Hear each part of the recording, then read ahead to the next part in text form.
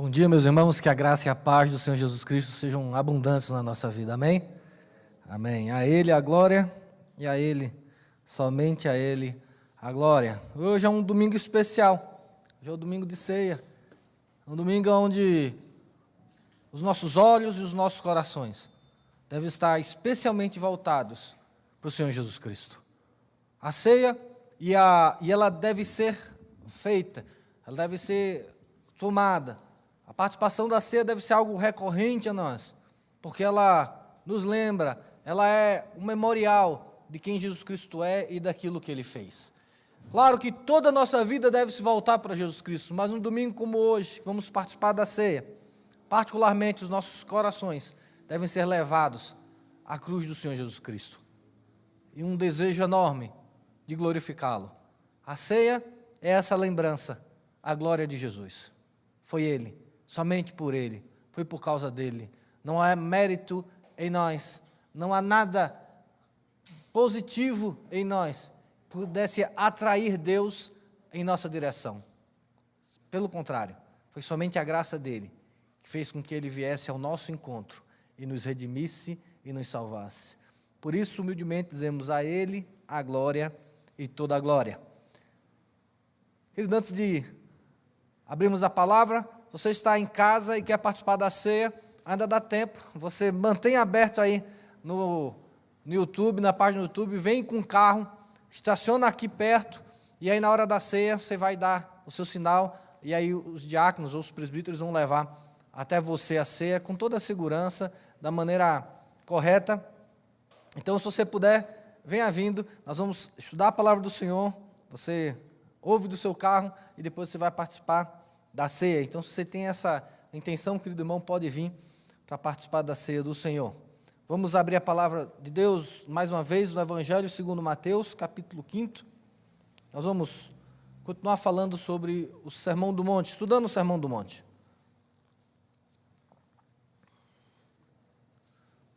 Eu vou reler basicamente todas as bem-aventuranças, mas só para tê-las em mente. Tê-las em mente, lê-las para a gente ficar com elas guardadas na mente, até chegar ao nosso coração. E aí nós vamos ler hoje, até o versículo 14, só para um contexto, mas nós vamos focar no versículo 10 ao 13. Diz assim a palavra do Senhor. Vendo Jesus as multidões, subiu ao monte, e como se assentasse, aproximaram-se os seus discípulos, e ele passou a ensiná-los, dizendo: Bem-aventurados os humildes de espírito, porque deles é o reino dos céus. Bem-aventurados os que choram, porque serão consolados. Bem-aventurados os mansos, porque herdarão a terra. Bem-aventurados que têm fome e sede de justiça, porque serão fartos. Bem-aventurados os misericordiosos, porque alcançarão misericórdia. Bem-aventurados os limpos de coração, porque verão a Deus. Bem-aventurados os pacificadores, porque serão chamados filhos de Deus. Bem-aventurados os perseguidos por causa da justiça, porque deles é o reino dos céus. Bem-aventurados sois, quando por minha causa vos injuriares e vos perseguirem, e mentindo disserem todo mal contra vós. Regozijai-vos e exultai, porque é grande o vosso galardão nos céus, pois assim perseguiram aos profetas que vieram antes de vós. Vós sois o sal da terra. Ora, se o sal vier a ser insípido, como lhe restaurar o sabor? Para nada mais presta, senão para ser lançado fora e ser pisado pelos homens. Vós sois a luz do mundo.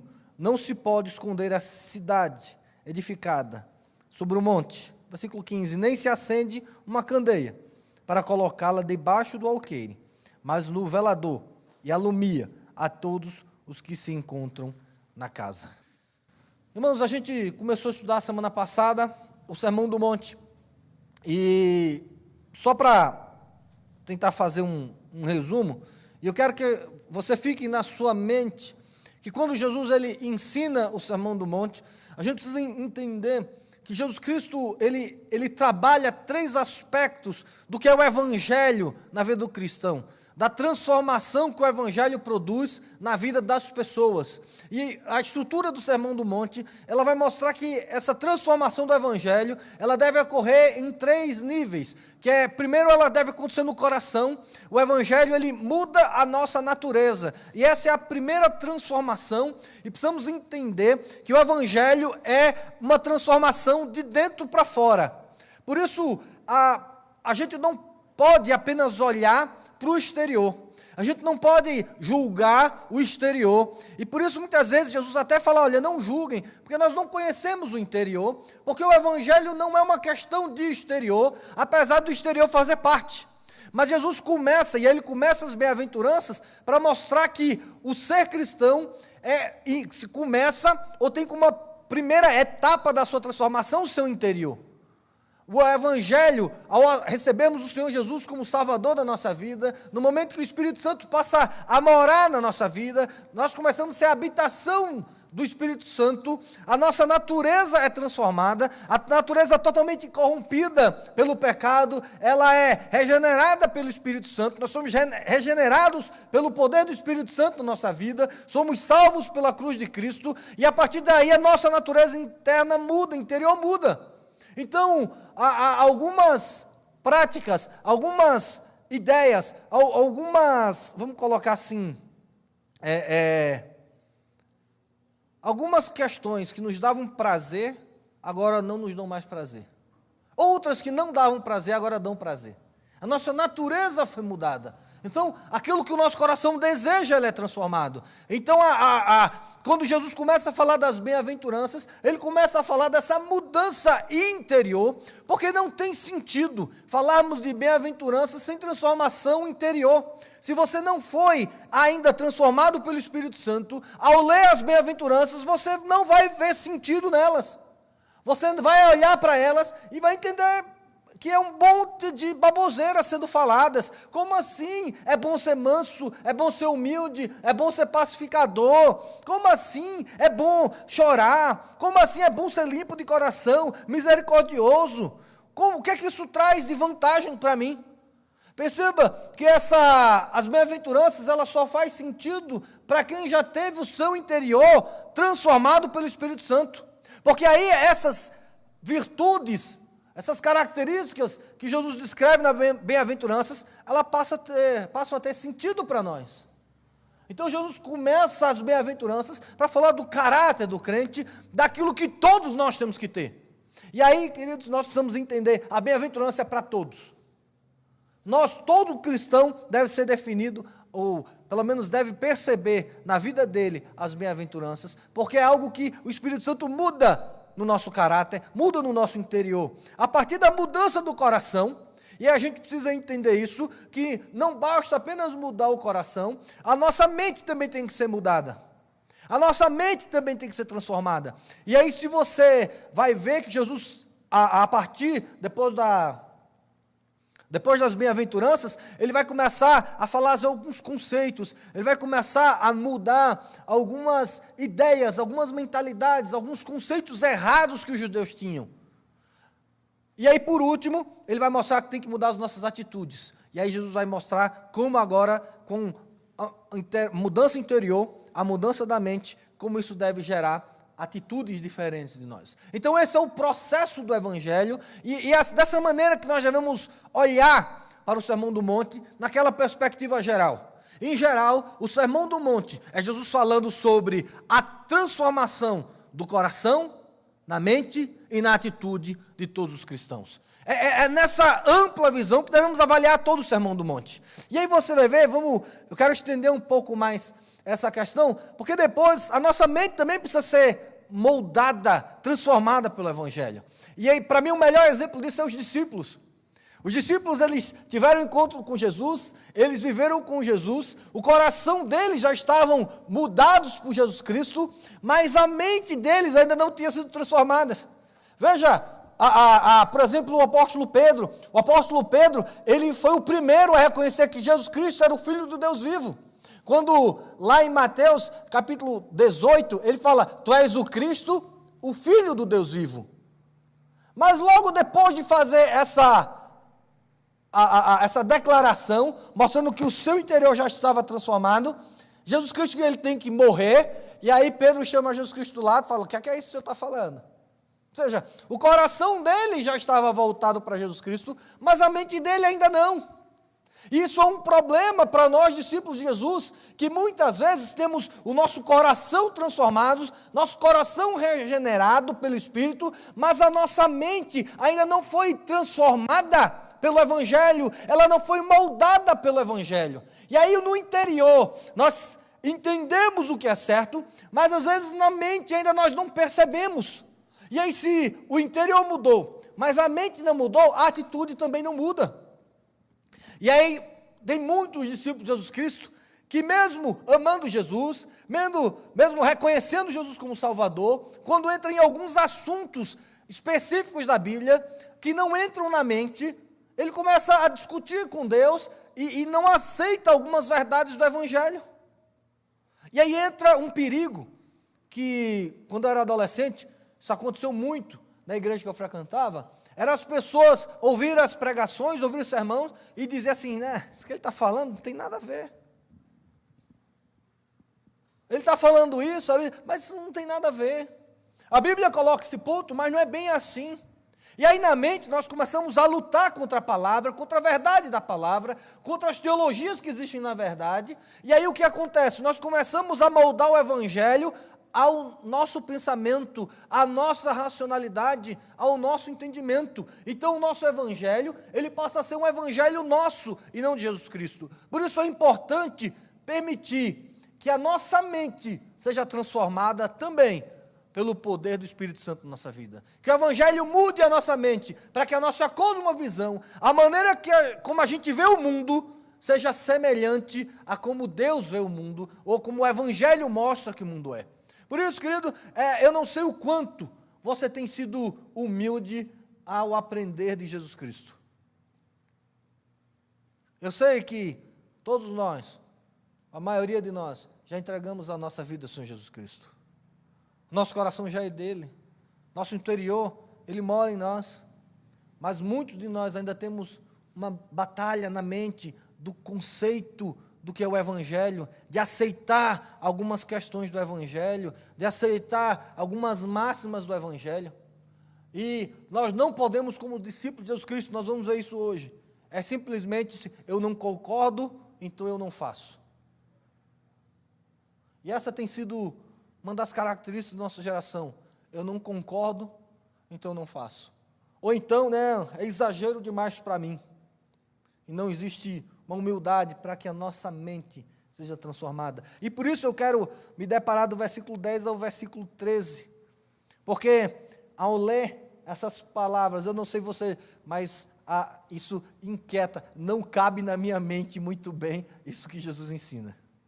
Não se encaixa muito bem com a minha teologia ou com a maneira como eu construo o Evangelho. Veja, volte a sua Bíblia quando ele diz assim, bem-aventurados os perseguidos por causa da justiça.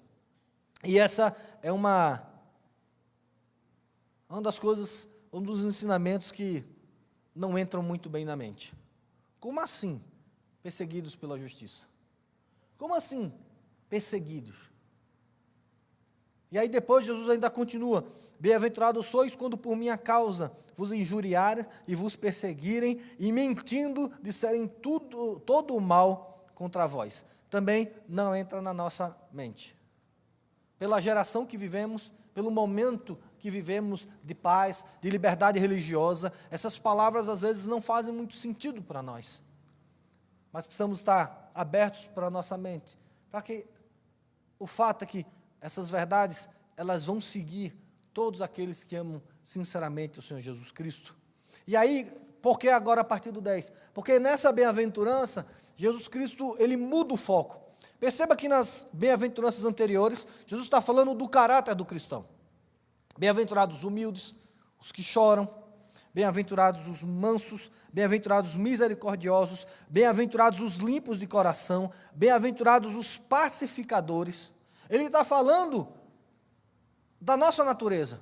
E nessa última aventurança, ele muda o tom. Agora, Jesus ele não fala mais da natureza do cristão, mas ele começa agora a falar do relacionamento do cristão com o mundo.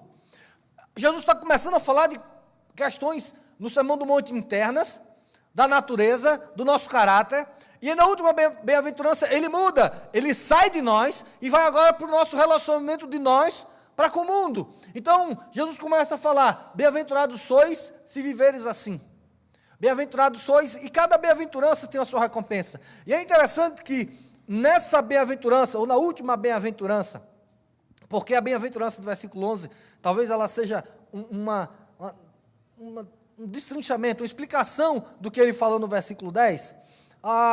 Ele fala da recompensa, e ele fala assim, bem-aventurados os perseguidos por causa da justiça, porque deles é o reino de Deus. Perceba que essa é a mesma recompensa da primeira bem-aventurança. Bem-aventurados os humildes de espírito, porque deles é o reino dos céus. Olha como é interessante, como nessa última bem-aventurança, a recompensa é a mesma da primeira. Óbvio que reino dos céus e reino de Deus aqui, isso é a mesma coisa, é o mesmo sentido, é a mesma ideia. Então Jesus começa a falar, e aí na hora que ele sai do caráter, ele agora mostra o relacionamento do mundo, e ele fala assim, bem-aventurados sois, quando por causa da justiça fores perseguido.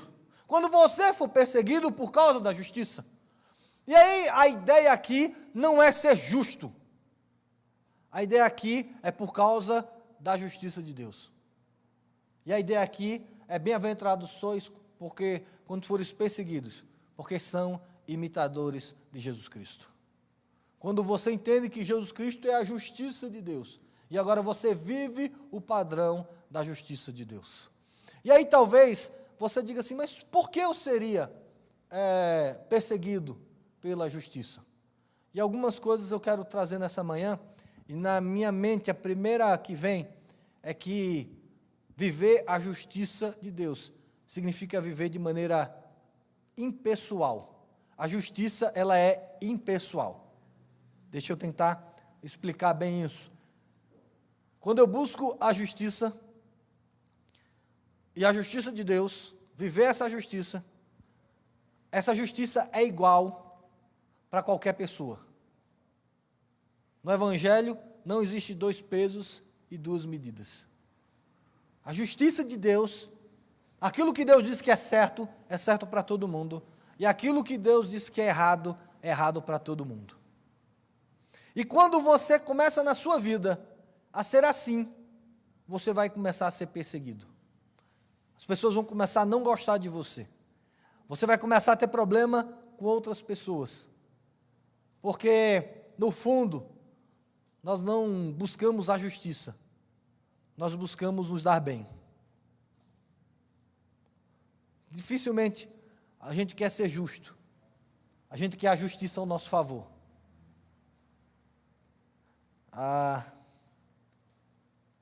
Quando a gente entra em litígio com alguém, a gente não está preocupado se o juiz vai ser justo ou não.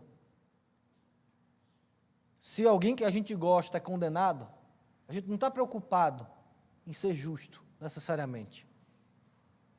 Se alguém que a gente gosta faz algo que merece repreensão, a nossa tendência é ser mais brando com essas pessoas. E aquele que não é mais brando e é igual, ele começa a criar inimizade. Eu já falei algumas vezes com os irmãos, se você quiser ter um inimigo eterno, fale mal para os pais da educação que eles estão dando para os seus filhos. Você quer criar inimizade com alguém, comece a criticar a maneira como os pais criam os filhos. Garanto a você vai ganhar inimigos de graça, mesmo que você fale a verdade. Mesmo que você diga aquilo que é verdade segundo a palavra. Mesmo que você mostre que o Evangelho ensina de determinada maneira.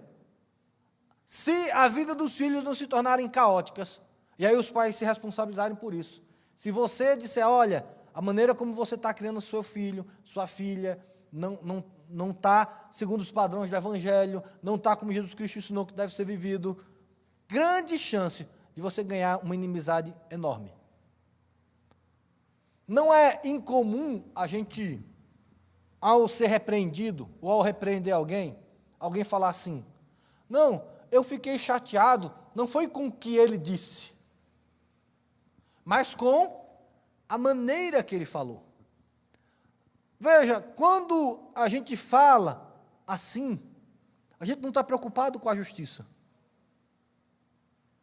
Olha, o que ele falou até está certo, mas a maneira como ele falou me fez rejeitar aquilo. Quer dizer, então não importa a justiça, a gente não segue a justiça, a gente não importa com a verdade. A gente não busca ser transformado, porque, querido, de verdade, a maneira como vem a mensagem pouco importa, desde que ela venha de Deus. Imagina agora você dizer assim, Deus mandou um anjo para falar com você, e você diz assim, não, eu não vou ver essa mensagem, porque não foi o anjo Gabriel que apareceu. Ou então, você vai dizer assim, eu estou lendo a epístola, se não foi o apóstolo Paulo que escreveu, eu não aceito. Mas olha, por que não? Porque eu gosto da maneira como João escreve. Imagina naquela época, diziam isso, né? Paulo prega mal, bom é Apolo, bom é ouvir a mensagem de Apolo, bom é ouvir a mensagem, Paulo é um pregador ruim, como Paulo prega, não me agrada. Veja, meus irmãos, nós estamos pegando aquilo que é a justiça de Deus, aquilo que é o evangelho de Deus, aquilo que é a verdade de Deus, e temos colocado questões exteriores, questões que são, como eu posso falar, não são essenciais. E aí essas questões que são secundárias, elas começam a influenciar o central. Quantas vezes a gente deixa de ouvir um sermão porque é A, B ou C que está falando? Não é o pastor Alcides, não é o pastor Luciano, não é o pastor Nilo, eu gosto quando é esse. Você pode até gostar. A questão é se não é esse e é outro, se a verdade vem de Deus é o que importa. Nosso coração deve estar sedento pela justiça de Deus. E aí na hora que nós começamos a viver a justiça de Deus, nós vamos começar a ser perseguidos, porque muitas vezes vamos falar que falta amor. Veja que muitas vezes a ideia de ser justo, ela é combatida com a falta de amor. Você foi justo, mas cadê o amor?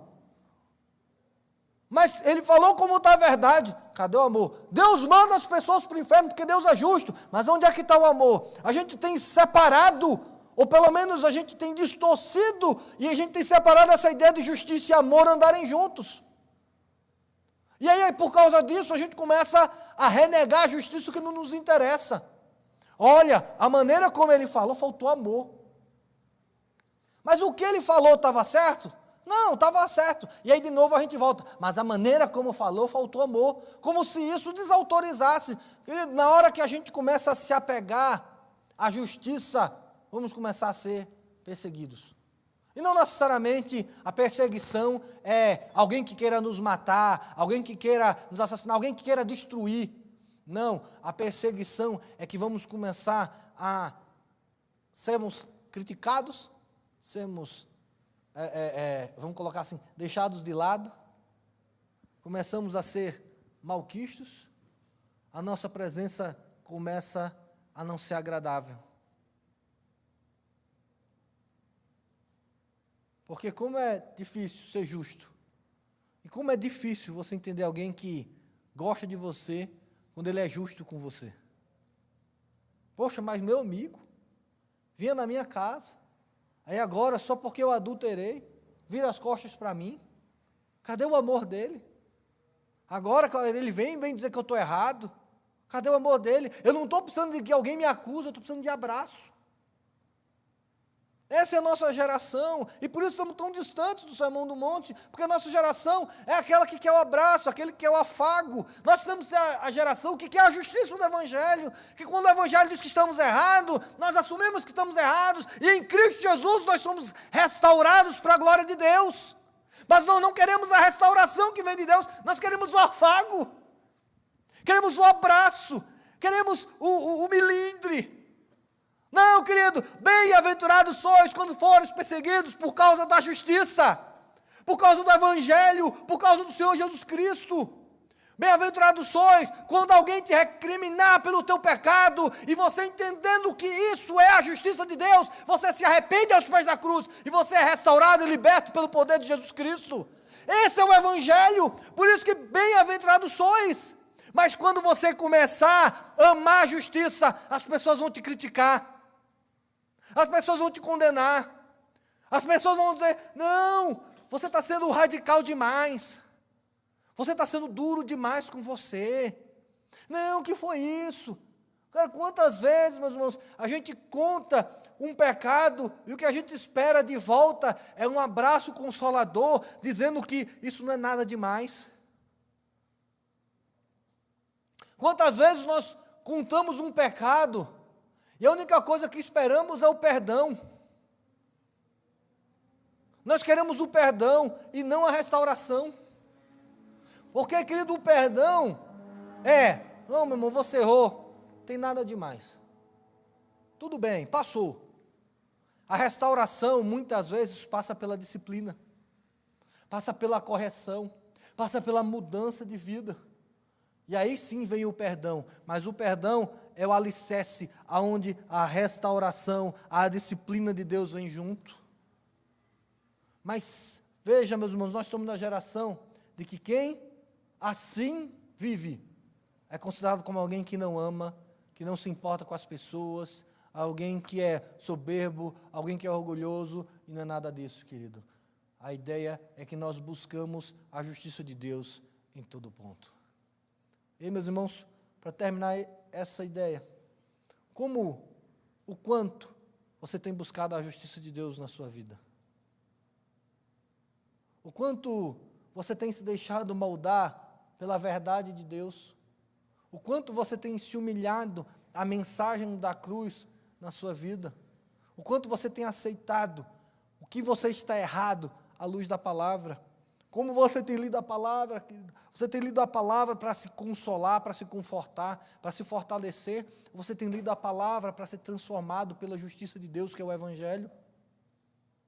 A maneira como a gente lê a palavra, e eu não lembro quem foi, não lembro se foi o Russell Shedd, algumas vezes ou foi o Mark Lloyd Jones, ele falou assim, nós temos que ler a Bíblia, lendo a Bíblia contra nós. Achando aonde a Bíblia nos acusa de não estarmos vivendo a justiça de Deus, para sermos transformados, regenerados, moldados segundo o Evangelho.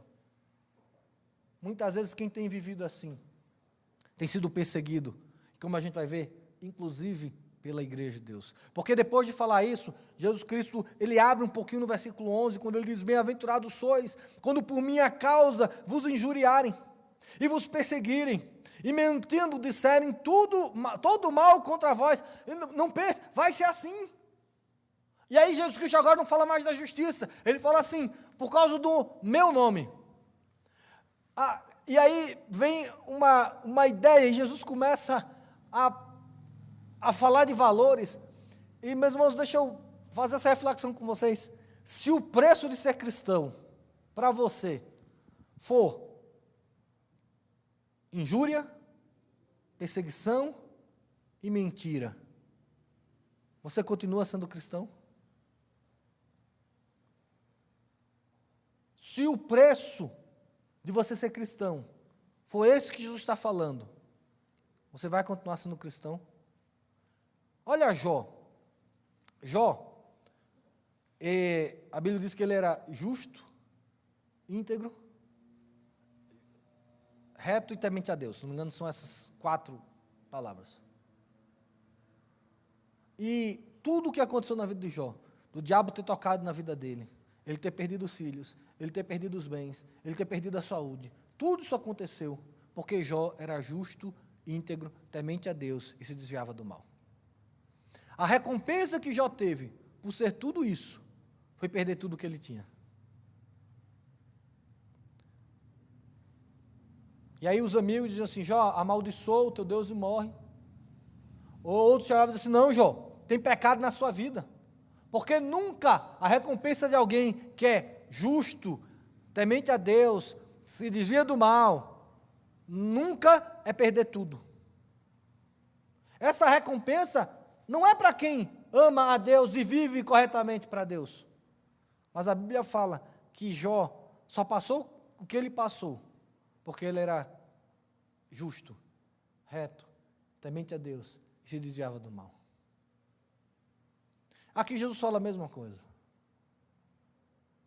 O que é que nós esperamos como recompensa de ser cristão?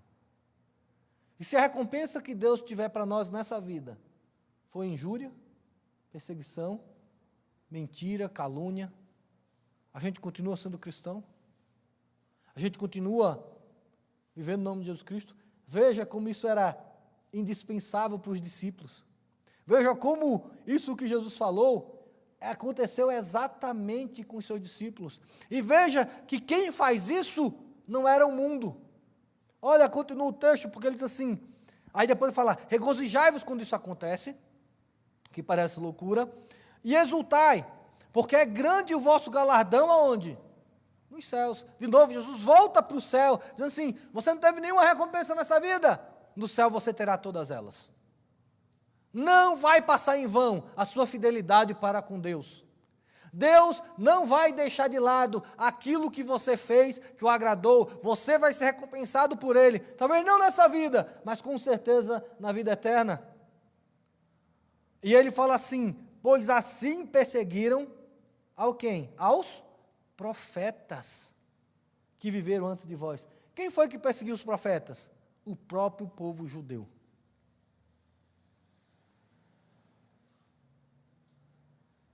E quem foi os principais perseguidores dos cristãos? O próprio povo judeu. Quem era que prendia Paulo? Na maioria das vezes, eram os judeus. Quem foi que perseguiu os discípulos? Os judeus. Quem era que prenderam os discípulos primeiramente? Quem foi que açoitou os discípulos primeiramente? Os judeus.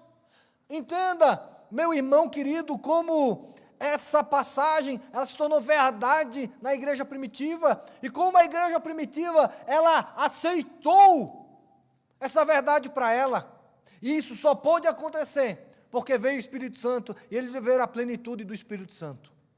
Por isso, meus irmãos, mais uma vez, é preciso entender, a transformação começa de dentro pelo processo do Espírito Santo. Depois, ela muda a minha mente, porque eu começo a entender quais são as recompensas do Evangelho, aonde estão as recompensas do Evangelho, como é que vale a pena o Evangelho, porque se sua mente estiver voltada apenas para esse mundo, é muito possível que a sua mente chegue à conclusão que o Evangelho não vale a pena. O Evangelho é loucura. Quer ver um exemplo disso? Muitas vezes, e nós na igreja muitas vezes reagimos assim. Imagina alguém que é um funcionário público, um salário bom, estabilidade, porque o Evangelho faz isso. Ele chega e diz assim, olha, estou abrindo mão de tudo, porque Deus me chamou para ser missionário. Vou abrir mão de estabilidade, vou abrir mão do meu salário, vou abrir mão do meu cargo, vou abrir mão de tudo, porque Deus me chamou para missionário no interior da Amazônia. Como é que você acha que seria a reação da igreja? Como é que você acha que seria a reação dos seus pais? Mesmo que sejam crentes. Você é louco? Vai largar tudo? Aquilo que você ganhou. Quantas pessoas almejam o que você tem e abriram mão, e você vai abrir mão de tudo? Muitas vezes, viver a justiça e viver em nome de Jesus Cristo significa que as pessoas, mesmo da própria igreja, não vão entender. Imagina, meus irmãos, como era para aqueles primeiros discípulos dizerem que eram cristãos em casa. Que ser cristão significa você ser expulso do trabalho, você ia perder seu emprego, você ser expulso de casa. Porque isso é o que aconteceu com os irmãos da igreja primitiva. Eles eram expulsos das suas casas, eles perdiam o seu emprego, por isso que muitos começavam a vender as suas propriedades para poder sustentar, porque muitos perdiam tudo em nome de Jesus Cristo. Mas, meus irmãos, isso só vai valer a pena se sua mente estiver levada aos céus. Você só vai abrir mão do seu conforto nessa terra, se você tiver convicção que a sua recompensa é lá na eternidade. Na eternidade, todos nós teremos a tão amada estabilidade, mas essa estabilidade não vem do governo, essa estabilidade vai vir de Deus nas nossas vidas. O Sermão do Monte, Jesus nos mostra e nos desafia a mudar também a nossa mente. E por último,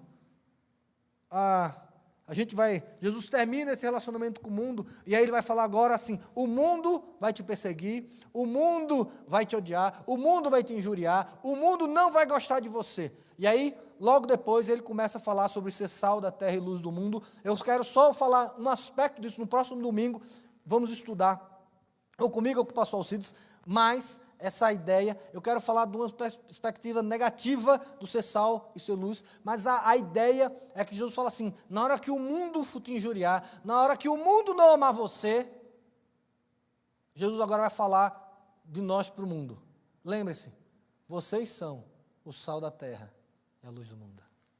Mas eles me odeiam, Jesus. Vós sois o sal da terra e a luz do mundo. Vocês são a esperança desse mundo perdido, porque vocês carregam o evangelho com vocês. E aí, Jesus fala aqui: vós sois sal da terra, vós sois luz do mundo. Mas Jesus fala de dois perigos que nós devemos evitar. Jesus fala assim: vós sois o sal da terra, ora, mas se o sal vier a ser insípido. Depois ele fala: vós sois a luz do mundo. Ele fala assim: ninguém acende a luz e coloca debaixo da cama. Jesus está falando de dois perigos. E esses perigos são a indiferença e o isolamento. Jesus está falando que quando o mundo, eles vêm, eles nos atacam, eles nos agridem, eles nos criticam. Quando as pessoas vêm e elas nos perseguem por causa da justiça, há duas tendências nossas, que elas têm que ser evitadas por causa da nossa missão. Ele fala: a primeira tendência é sermos indiferentes às pessoas. Ou seja, o sal perdeu o sabor. Somos indiferentes. Quer ser ruim, seja ruim. Quer viver no pecado, viva no pecado. Quer viver longe de Deus, viva no longe de Deus. Não me importo mais com você. Eu sou indiferente com você. O mundo quer ir para o maligno, então viva no maligno. Você me persegue por causa da justiça, então morra na injustiça, viva a injustiça, viva longe de Deus. Uma das nossas respostas é que quando nós sofremos por causa do evangelho, começamos a nos tornar indiferentes por aqueles que nos perseguem. E a ideia da indiferença aqui é do sal que perdeu o sabor. Por quê? Porque o sal está lá, mas ele não transforma, ele não impacta, porque nós nos tornamos indiferentes. Quando nós nos tornamos indiferentes para com as pessoas, nós passamos ou nós deixamos de ser os agentes de Deus para transformar a vida daquelas pessoas. E o segundo é o isolacionismo. Ah, você está me perseguindo? Você está indo contra mim? Você está me odiando? Então, eu simplesmente aqui vou viver no meu mundinho. Vou me fechar dentro dessa 4 paredes da igreja e não vou me relacionar mais com o mundo. Vamos para o nosso mosteiro. Eu quero ver piedosamente, vou me afastar do mundo. Ou seja, você é luz, escondeu essa luz. O mundo não vai mais lhe encontrar, o mundo não vai mais lhe ver, porque agora você parou de se relacionar com o mundo. Você parou, o mundo não lhe vê mais, porque você não é mais luz. Então, ao avaliar isso, lembre-se disso. Deus nos chamou para sermos sal e luz. Deus não nos chamou para sermos insensíveis e para sermos isolacionistas, para sermos indiferentes e isolados. Lembre disso. O mundo só tem uma solução. E essa solução é Jesus Cristo. E o mundo só vai conhecer Jesus Cristo se eu e você estivermos no mundo, transformando o mundo. Nós somos o sal. E como é bom comer comida com sal. Mas nós somos a geração hoje, e aí vou só fazer uma brincadeira, das pessoas que, quem é chique toma café sem açúcar. Não é isso? Né? Ou quem conhece o café mesmo, não, o café tem que ser tomado sem açúcar. Porque açúcar muda o gosto do café. Que bom, porque café sem açúcar é ruim para danar. Não, mas você se acostuma com isso. Você se acostuma com gosto ruim. Essa é a nossa geração. Não bota açúcar no teu café, deixa ele doce. Deixa a vida doce, já tem muita coisa ruim na vida. Mas nós somos a geração, e a gente mostra, e o que me incomoda é que parece que assim, quem toma café sem açúcar está num patamar superior. Não é porque não, eu não tomo mais café com açúcar, eu não estou nesse nívelzinho assim de vocês, não. Agora eu tomo café sem açúcar, ó. Estou num nível maior, ou seja, estou tomando negócio ruim, sem gosto, amargo para danar, sem prazer nenhum, mas agora eu sou um nível maior, porque agora, olha, os experts dizem isso. Cuidado, meus irmãos, para a gente achar que a vida sem o sal do Evangelho é coisa boa. Ah, mas eu me acostumo. Se acostuma mesmo. Eu me acostumei a tomar Coca Zero, Coca Diet. A gente se acostuma. Lembre disso. A gente se acostuma com coisa ruim. Mas Deus não nos chamou para vivermos de maneira ruim. Deus nos chamou para termos a nossa vida salgada pelo Evangelho do Senhor Jesus Cristo. E a partir da nossa vida salgada, tudo que a gente faz, a gente leva o sabor do Evangelho. A gente leva o sabor do Evangelho para os nossos relacionamentos, nós levamos o sabor do Evangelho para na nossa profissão, nós levamos o sabor do Evangelho para a igreja, nós levamos o sabor do Evangelho para o mundo. E aí, através do sabor do Evangelho na nossa vida, o mundo vai ser transformado pelo Evangelho do Senhor Jesus Cristo. Mas se nós nos tornarmos indiferentes para com o mundo, nós vamos guardar o sabor para nós. E dizer assim, eles que morram tomando café sem açúcar. Eles que morram comendo comida sem sal. Eles vão se acostumar. Vão. O problema é quando nós começamos a nos acostumar com a comida sem o sal do Evangelho. Com o café sem o açúcar do Evangelho. O Evangelho é saboroso e doce. Que seja assim na nossa vida. Por isso Jesus falou, vós sois o sal da terra. Permita que o sabor maravilhoso do Evangelho esteja na sua vida. E lembre, ao ter a contrapartida do mundo, evite essas duas reações naturais que nós temos. A indiferença e o isolacionismo. Não seja indiferente com o pecador. Leve o sal do Evangelho na vida dele. Não queira se esconder do pecador. Queira ser luz, para que o pecador olhe para a sua vida e dê glória a Deus. Mas isso a gente vai falar no próximo domingo. Amém? Que o Espírito Santo aplique a sua palavra no nosso coração, que possamos viver o sal da terra e a luz do mundo.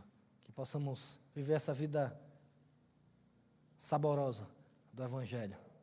E lembre, vale a pena ser perseguido pela justiça. Vale a pena ser perseguido pelo nome de Jesus Cristo. Se essa for a recompensa que nós temos para essa vida, que assim seja. Porque a nossa recompensa, ela está na eternidade. E a nossa resposta à perseguição das pessoas, seja levar o sal do Evangelho e a luz do mundo, para o mundo que tanto carece desse sal e dessa luz. Que Deus nos abençoe e que essa seja a marca da nossa igreja. Uma igreja que nunca é indiferente e que nunca é isolada, que nunca está à parte do mundo em que vivemos.